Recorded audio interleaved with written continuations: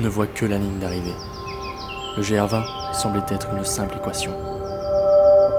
Mais la montagne en décide autrement. Elle exige tout. J'ai fait le Kilimanjaro et tout, ça va être simple. Mais en fin de compte, quand tu vois le nombre de pierres, c'est surtout les pierres.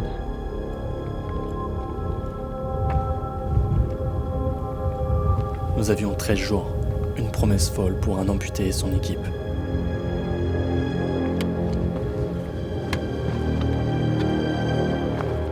Le combat physique et mental d'un homme qui affronte la montagne. La douleur est devenue la seule compagne de route, avec une prothèse devenue un fardeau de 6 kilos. Et on a fait un peu du canyoning, mais en montant. Donc on était dans l'eau pendant 7 heures, trempé, noyé, ça c'était dur. On voyait que ça devenait même limite dangereux pour moi.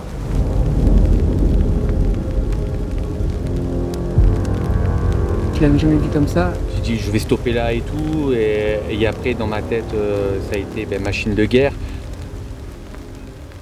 Il y a des moments où la foi est la seule chose qui reste. Et lorsque ça n'allait pas, on se disait « On verra demain ». Et le lendemain matin, à chaque fois, Fred était partant.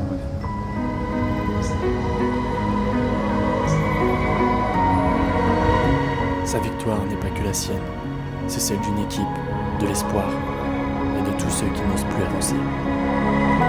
Tout est possible dans la vie si on se donne les moyens de le faire.